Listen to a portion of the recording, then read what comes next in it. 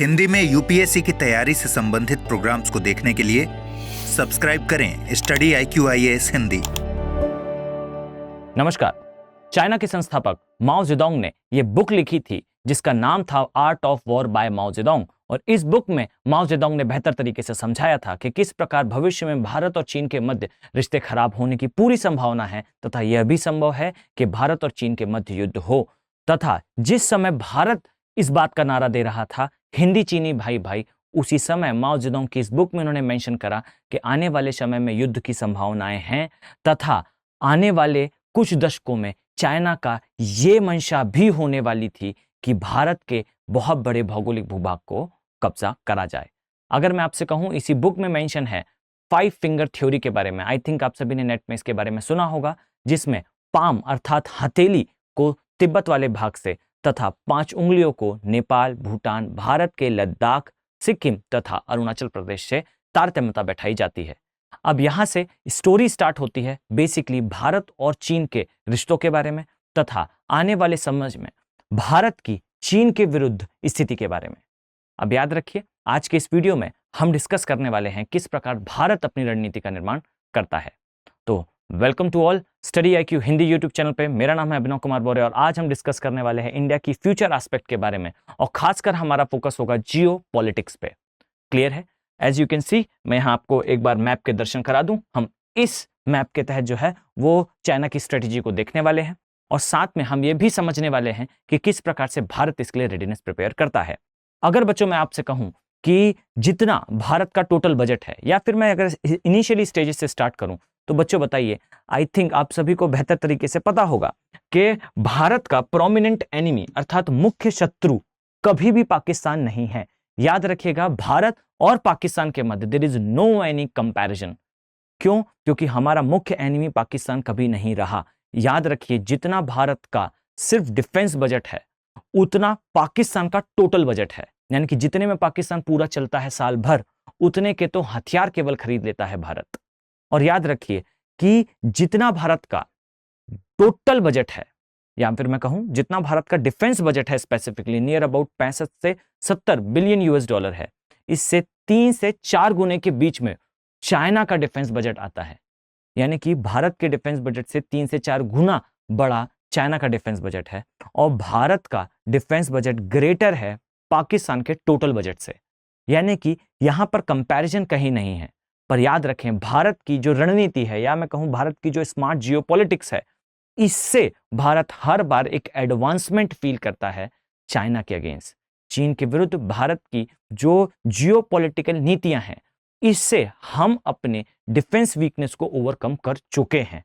मैं अगर स्पष्ट तौर पर कहूं तो हम इस कमी को जो आज पेपर में दिखाई देती है भारत और चीन के बीच, इसे दशकों पहले ओवरकम कर चुके हैं। कैसे? तो समझिएगा, माओ जेडोंग की इसी बुक में जिसमें आर्ट ऑफ वॉर लिखा है, माओ जेडोंग ने एक समस्या का उल्लेख करा था। अब याद रखें, मैं बहुत ज्यादा रेफरेंस नहीं लेना चाहता हूं आर्ट ऑफ वॉर से, क्योंकि हमारे सिलेबस के अकॉर्डिंगली ये बहुत ज्यादा रिलेवेंट नहीं रह जाएगा। परंतु याद रखिए कि अगर मैं आपसे कहूं कि चाइना की सबसे बड़ी वीकनेस क्या है या फिर चाइना की सबसे बड़ी कमी क्या है, तो याद रखिएगा चाइना के एस्टेब्लिशमेंट के साथ, यानी कि चाइना की स्थापना के साथ, चाइना की एक सबसे बड़ी समस्या थी राष्ट्रवाद की कमी। यह याद रखिए कि इंडिया के अंदर राष्ट्रवाद यानी कि नेशनलिज्म पीक पर है और उसी के पैरेलली अगर आप देखें तो चाइना में राष्ट्रवाद की कमी एक बड़ी समस्या है। अब यहां पर आप पाएंगे कि चाइना नो डाउट भारत से आर्थिक रूप से बहुत ज्यादा सबल है, परंतु चाइना की जो समस्या है राष्ट्रवाद की, ये समस्या चाइना को अपनी मैन पावर एनलार्ज करने में, अर्थात अपनी सेना के अंदर, या मैं कहूं अपनी वायुसेना के अंदर, या फिर थल सेना या फिर जल सेना, इनमें से किसी के भी अंदर बड़े लेवल पे, मास लेवल पे रिक्रूटमेंट चाइना कभी नहीं करता। आप कभी नहीं सुनेंगे कि चाइना में जो है रैली के फॉर्म में जो है भर्ती करी जा रही है आर्मी की। कारण क्या है? कारण है नेशनलिज्म। चाइना अपने ही लोगों पर बहुत ज्यादा ट्रस्ट नहीं कर सकता। सिविल वॉर से स्टैब्लिश हुआ नेशन कभी भी अपने सिटीजन्स के ऊपर बहुत ज्यादा भरोसा नहीं करता। गृह युद्ध से स्थापित होने वाले राष्ट्र अपने ही नागरिकों पर कभी भी बहुत ज्यादा भरोसा नहीं करते और यही कारण है कि चाइना जो है वो अपनी आर्मी, अपनी नेवल का एनलार्जमेंट मास लेवल पर कभी नहीं करता। अब इसी के साथ माओ जेडोंग ने कुछ समस्याओं को और भी समझाया था जैसे अगर मैं आपसे कहूं, इस मैप पे मैंने मेंशन भी करा है, याद रखें माओ जेडोंग बेहतर तरीके से जानते थे कि चाइना का भविष्य सेंटर एशिया है, यानी कि जब चाइना सेंटर एशिया पहुंचेगा तभी चाइना का विकास हो सकता है। और इसी कारण माओ जेडोंग ने भी मेंशन करा था कि चाइना को रोडवेज, रेलवेज बनाने की आवश्यकता है अपने पूर्वी भाग से पश्चिमी भाग की ओर, जिसे आज चाइना सर्च करता हुआ दिखता है one belt one road initiative के थ्रू, जिसे हम OBOR कहते हैं या मैं कहूं सिल्क रूट के नाम से जाना जाता है। इसी प्रकार से अगर मैं आपसे कहूं कि चाइना का ये जो दक्षिण चीन सागर है, माओ जेडोंग ने एक और कंसर्न रेस करा था कि चाइना की हमेशा डिपेंडेंसी रहेगी एक छोटे से जल डमरू मध्य पे या जल संधि पे या मैं कहूं स्ट्रेट पे, जिसको कहा जाता है मलक्का स्ट्रेट। याद रखिएगा, चाइना के परिप्रेक्ष्य में इसे चाइना की चिकन नेक या चोक पॉइंट ऑफ चाइना के नाम से जाना जाता है और इस पे चाइना की बहुत ज्यादा डिपेंडेंसी है। अगर मैं कुछ डेटा आपके साथ शेयर करूं तो आपको पता चलेगा कि लगभग 2000 शिप चाइना के यहां से पास होते हैं एक 24 घंटे के अंतराल में। चाइना जो एक एनर्जी डेफिसिट नेशन है, यानी कि भारत की तरह चाइना भी बहुत ज्यादा तेल के लिए अदर कंट्रीज पर डिपेंड करता है। इस चाइना की जो तेल की डिमांड है, इस तेल की डिमांड को पूरा करने के लिए चाइना बहुत ज्यादा डिपेंड करता है मलक्का पे। क्यों? क्योंकि चाइना अगर इस स्थान पर है तो ये वो स्थान है जहां पर ऑयल प्रोड्यूसिंग नेशंस है, यानी कि तेल का उत्पादन करने वाले देश हैं, और यहां से तेल चलता हुआ मलक्का पास करके चाइना में प्रवेश करता है। अब इस चीज को समझिए कि जिस समय चाइना बहुत ज्यादा डिपेंडेंट है मलक्का पे, उसी समय भारत मलक्का को चोक करने के लिए अर्थात मलक्का पे अपने आप को स्ट्रॉन्ग करने के लिए क्वाड का सहारा लेता है। क्वाड क्या है तो किसी एक अदर वीडियो में मैं आपको समझाऊंगा कि 4 देशों का समूह है क्वाड, जो मिलकर जो है चाइना को काउंटर करता है। अब इस चीज को समझिए कि जो मलक्का स्ट्रेट है या मलक्का जल संधि है, इस जल संधि पर चाइना का बहुत ज्यादा डिपेंडेंसी है और ये इंपॉर्टेंट हो जाता है आपके एग्जाम पॉइंट ऑफ व्यू से, इसलिए मैंने इसको थोड़ा सा जूम इन कर दिया है। याद रखिए, इस वाले भाग को हम कहते हैं ये है मलेशिया या मलाय का प्रायद्वीपीय क्षेत्र, और याद रखिए ये जो भाग है आपको दिखाई देगा ये है सुमात्रा, जो कि इंडोनेशिया का पार्ट है। अब ये भी याद रखिएगा कि मलक्का जलडमरू मध्य अर्थात मलक्का स्ट्रेट कनेक्ट किसको किसको करता है, तो याद रखिए ये कनेक्ट करता है, यहां आपको साउथ चाइना सी दिखेगा और यहां आपको बंगाल की खाड़ी दिखेगी, तो दक्षिण चीन सागर को बंगाल की खाड़ी से कनेक्ट करता है। या फिर आप कह सकते हैं यहां एक लोकल सी है जिसे कहा जाता है जापान सी, जिसे कहा जाता है जावा सी, तो ये जावा सी को कनेक्ट करता है अंडमान सी के साथ। और याद रखिए यहां बीच में आपको एक छोटा सा देश दिखेगा और इस देश को आप सिंगापुर के नाम से जानते हैं, और सिंगापुर जो है वो मलक्का स्ट्रेट या मलक्का जलडमरू मध्य या मलक्का संधि में ही स्थित है।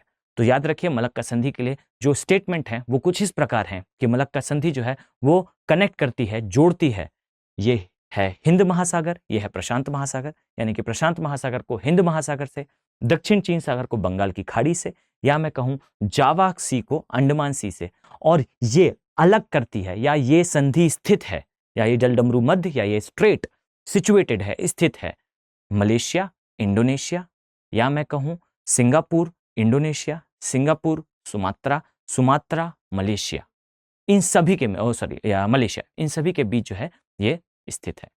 अब याद रखिएगा कि इस प्रकार की भौगोलिक स्थिति से या इस प्रकार की ज्योग्राफिकल लोकेशन से N number of time civil services ने प्रश्न पूछे हैं।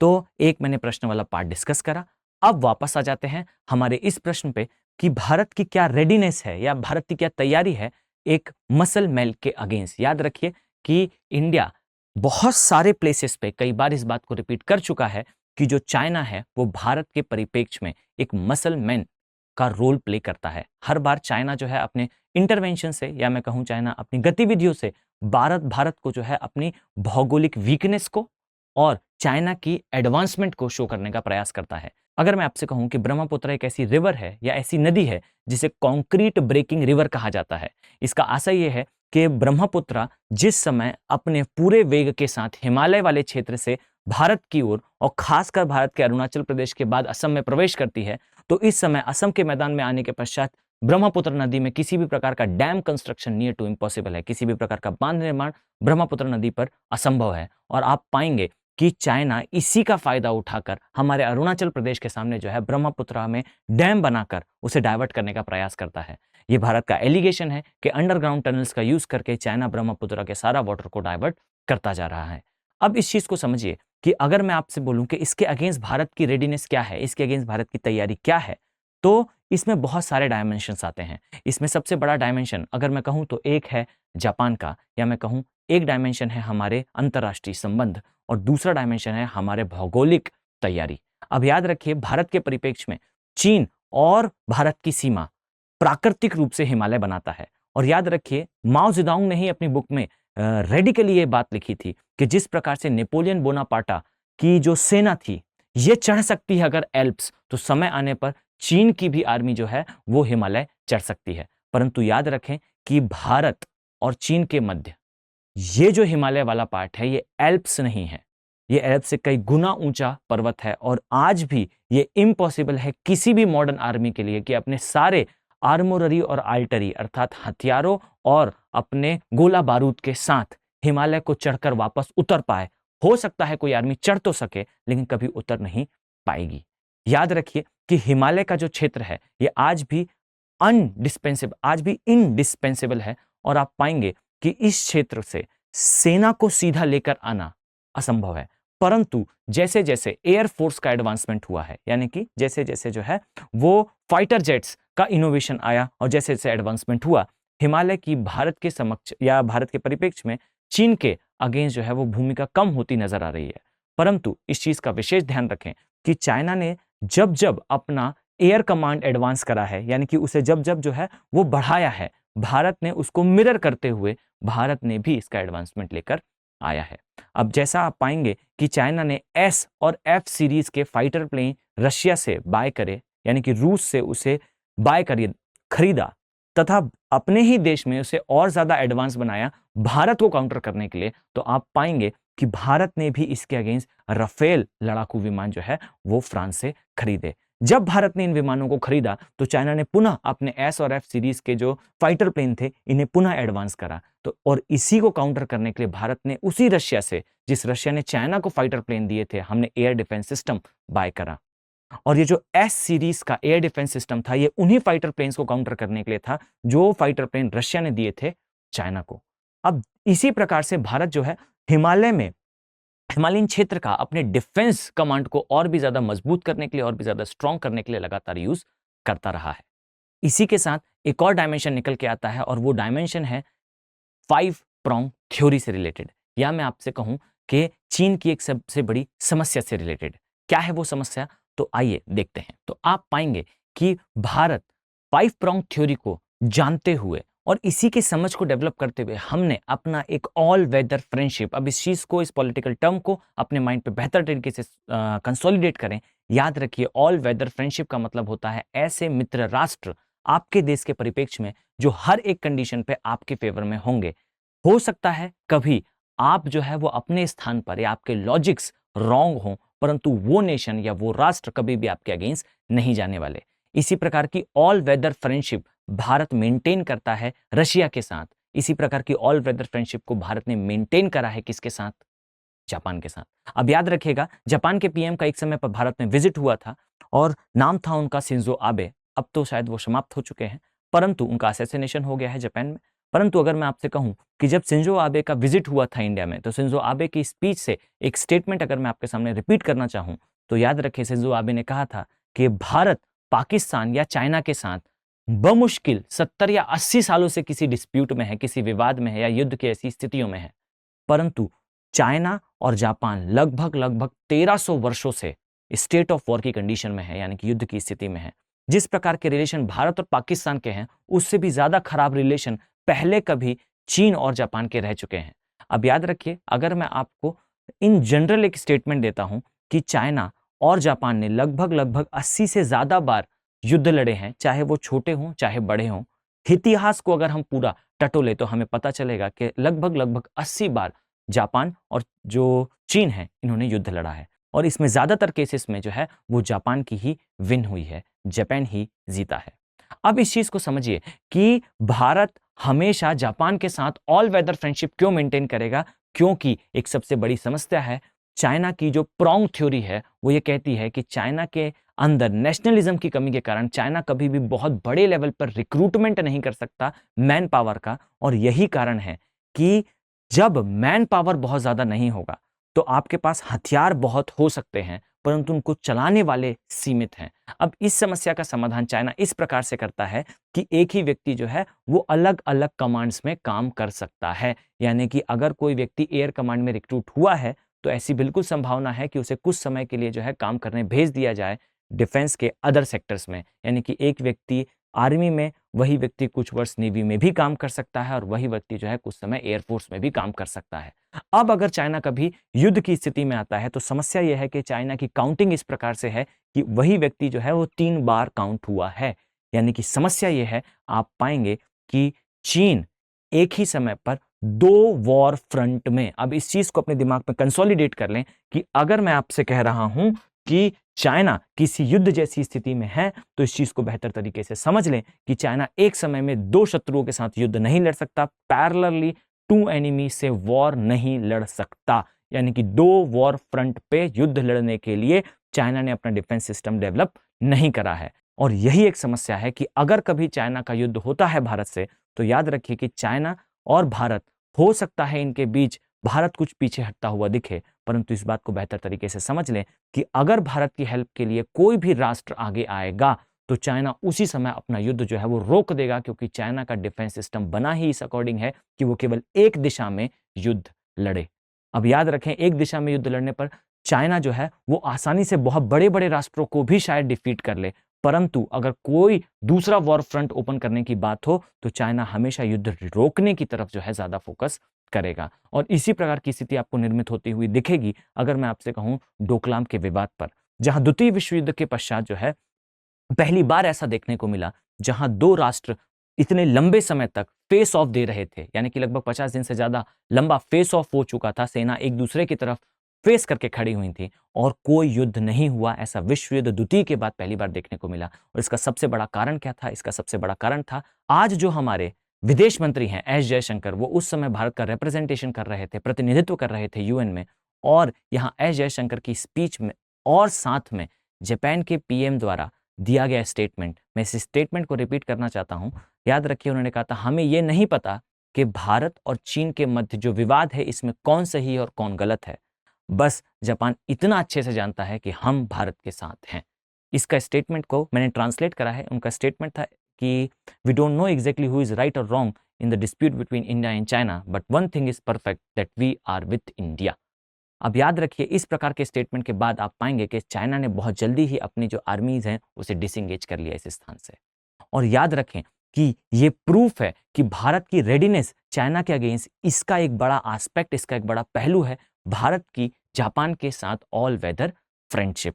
अब ये ऑल वेदर फ्रेंडशिप भारत कैसे मेंटेन करता है, तो इस चीज को बेहतर तरीके से अपने दिमाग में सेटल डाउन कर लें कि किसी भी प्रकार का संबंध हो, किसी भी प्रकार का रिलेशन हो, वो हर बार ब्रूटली, ये सच्चाई है कि किसी भी प्रकार का संबंध हमेशा किसी न किसी प्रकार के मतलब से जुड़ा होता है। यानी कि each and every kind of relation is connected with some kind of interest. तो यानी कि जहां इंटरेस्ट होगा, जहां मतलब होगा, वहां संबंध होंगे। अब याद रखिए, भारत और जापान, इनकी भौगोलिक स्थिति इतनी अलग है कि भारत और जापान के कहीं इंटरेस्ट मिलते हुए नहीं दिखते। और इसी कमी को पूरा करने के लिए भारत सरकार जो है बुलियन थ्योरी, अब ये क्या होती है बुलियन थ्योरी, तो मैं किसी और क्लास में आपके साथ डिस्कस करूंगा। बुलियन थ्योरी का मतलब है कभी भी आपको कीमती चीजें देकर व्यापार नहीं करना चाहिए। हमेशा व्यापार आपको इस प्रकार से करना चाहिए कि आप जो है कागज से बना हुआ नोट दें तथा आप कोई कीमती सामान खरीदें। ऐसा कभी ना हो कि आप अपने राष्ट्र के संसाधन बेचकर धन अपने देश के अंदर लेकर आए। क्लियर है? यानी कि हो सकता है कि आपके कंट्री में इकोनॉमिक क्राइसिस हो तो आप नए नोट छापकर उसको दूर कर लें, परंतु ऐसा कभी नहीं होगा कि आपके देश से अगर कोई संसाधन समाप्त हो जाए, कोई और देश आपको वो हमेशा प्रोवाइड करता रहे। अब यहाँ पर जो बुलियंस थ्योरी है, ये कहती है कि अपने संसाधनों का कभी भी ट्रेड या व्यापार नहीं करना चाहिए। अपने संसाधनों से कोई उत्पाद बनाएं और उस उत्पाद को बेचें। यानी कि अगर आपके देश के अंदर सोना है तो कभी सोना सीधा सीधा ना बेचें, सोने से बनने वाले आभूषण बनाकर वैल्यू एडिशन करके उसको बेचें। ये कहती है बुलियंस थ्योरी। अब याद रखिएगा कि भारत को चाहिए है कि अगर भारत के पास लौह अयस्क है, आयरन ओर है, तो भारत को कभी भी आयरन ओर नहीं बेचना चाहिए, लौह अयस्क नहीं बेचना चाहिए। लौह अयस्क से इस्पात अर्थात स्टील बनाकर उसे बेचना चाहिए। इससे ज्यादा मूल्यवर्धन होगा, ज्यादा वैल्यू एडिशन होगा। अब इस चीज को समझिएगा, अगर मैं आपसे कहता हूं कि भारत जो है बुलियन थ्योरी को नकारते हुए जापान को जो है वो अधिक मात्रा में प्रोवाइड करता है रॉ मटेरियल, या मैं कहूं अयस्क, और स्पेसिफिकली कहें तो लौह अयस्क, और इसमें आप पाएंगे कि भारत, जस्ट अ सेकेंड, आप पाएंगे इस स्थान पर यह है भारत का एक पोर्ट या मैं कहूं एक बंदरगाह, नाम है इसका मैंगलोर। और याद रखिए मैंगलोर बंदरगाह जो है वो पश्चिमी घाट में आता है, और पश्चिमी घाट में कर्नाटका में ये सिचुएटेड है। और इससे समीप आप पाएंगे दो स्थान हैं, जस्ट अ सेकेंड मैं इसे थोड़ा सा जूम इन कर लूं। याद रखें ये एक स्थान है इस प्रकार से, इस, जस्ट अ सेकेंड, इसे कहा जाता है मैंगलोर। ये है बेसिकली मैंगलोर। और याद रखिए यहां आपको मिलेगा चिकमंगलुर और कुद्रेमुख, ये दो सिटीज हैं या मैं कहूं दो एरियाज हैं। एक का नाम है मैंगलोर, मैंगलोर वास्तविकता में एक बंदरगाह है, क्लियर, ये एक पोर्ट है। और याद रखिएगा कि चिकमंगलुर और कुद्रेमुख, खासकर कुद्रेमुख, ये प्रसिद्ध है अपने उत्पादन के लिए। और किसका उत्पादन करता है, किसका खनन यहां से होता है, तो याद रखिएगा यहां से निकलता है बेसिकली आयरन ओर या मैं कहूं लौह अयस्क। और इसी लौह अयस्क को यहां से निकालकर भारत मैंगलोर के माध्यम से जो है इसे एक्सपोर्ट कर देता है जापान को। और याद रखिए कि जापान के साथ एक सबसे बड़ी समस्या है कि जापान पूरे एशिया का एकमात्र विकसित देश है, परंतु सबसे बड़ी समस्या यह है कि जापान के पास अपना कोई भी लौह इस्पात के लिए खनन नहीं है, यानी कि जापान के पास स्वयं आयरन ओर नहीं है, स्वयं लौह अयस्क नहीं है। अब बिना लौह अयस्क के किस प्रकार से देश का कंस्ट्रक्शन हो पाएगा, इस समस्या का समाधान जो है वो हमेशा किसने करा, भारत ने करा। भारत से लगातार लौह इस्पात जो है वो जापान को मिलता रहा, जापान की इकोनॉमिक ग्रोथ होती रही, और जापान आज भी भारत पर डिपेंड करता है इस लौह इस्पात के लिए या मैं कहूं लौह अयस्क के लिए। अब लौह अयस्क के लिए जापान की डिपेंडेंसी ये इंश्योर करती है कि जापान तथा भारत के मध्य ऑल वेदर फ्रेंडशिप, अर्थात हर एक कंडीशन में मित्रता मेंटेन रहेगी। और ये भी याद रखिएगा कि जापान कौन है, जापान वो नेशन है या वो राष्ट्र है जिसका सबसे बड़ा मिलिट्री कम डिफेंस रिजीम है यूएसए के साथ। और याद रखिए इस यूनिपोलर वर्ल्ड में, यानी कि एक ध्रुवीय विश्व में सबसे बड़ा ध्रुव, सबसे बड़ा पावर पोल यूएसए है, और उस यूएसए का सबसे बड़ा रिजीम यानी कि सबसे बड़ी संधि या मैं कहूं सबसे बड़ा डिफेंस एनलाइटनमेंट या जुड़ाव नेटो के साथ नहीं है। ये काफी अंडररेटेड थॉट है। याद रखिएगा कि यूएसए और जापान अलाइन नेशंस हैं, एक दूसरे की तरफ देखते हुए राष्ट्र हैं। और आप पाएंगे कि अगर कभी इंडिया का चाइना के साथ वॉर होता है तो जापान का इंटरफेरेंस जरूर होगा, और अगर जापान का इंटरफेरेंस है तो आप पाएंगे if Japan is a state of war then USA is by default in the state of war. अगर जापान कभी युद्ध की स्थिति में है तो ये पक्का है कि यूएसए भी युद्ध की स्थिति में होगा। अब आप पाएंगे कि अगर भारत का कभी युद्ध होता है या कभी भारत के रिश्ते खराब होते हैं चाइना के साथ, तो हम जापान का यूज करते हुए एक तो डिफेंस जो कमी है, जो सुरक्षा की कमी है या मैं कहूं जो तंत्र की कमी है चाइना के अंदर, इसका यूज कर सकते हैं इन अ वे कि जापान भी अपने वॉर डोर ओपन कर देगा चाइना के against, China definitely war stop करेगा। और अगर थर्ड डायमेंशन है, अगर चाइना कंटिन्यू करता भी है तो यहाँ पे यूएसए का इंटरवेंशन जरूर देखने को मिलेंगे। अब याद रखिए इसी प्रकार से आप पाएंगे कि भारत की बहुत सारे राष्ट्रों के साथ कुछ चोक रिलेशंस हैं, कुछ ऐसे नीजर पॉइंट हैं जिन पॉइंट्स के बारे में सिविल सर्विसेज एग्जामिनेशन बार बार आपसे प्रश्न करता रहेगा। तो याद रखिए इसी प्रकार से ज्योग्राफी और जियोपॉलिटिक्स का यूज करते हुए अगर आप अदर टॉपिक्स को कवर करना चाहते हैं तो आप जो है अपने सुझाव, अपने कमेंट जरूर मेंशन करें, मैं डेफिनेटली उसको रीड करूंगा। अगर आप वीडियो के इस पार्ट तक आए हैं तो मैं दावे के साथ कह सकता हूं कि आपको इस वीडियो में कुछ ना कुछ यूजफुल इंफॉर्मेशन जरूर मिली होगी। अपने कमेंट बॉक्स में मेंशन करें। हम इसी प्रकार के वीडियो से नेक्स्ट वीडियो में आपसे मुलाकात करेंगे। Thank you, have a nice day. Hindi में यूपीएससी की तैयारी से संबंधित प्रोग्राम्स को देखने के लिए सब्सक्राइब करें स्टडी IQ IAS हिंदी।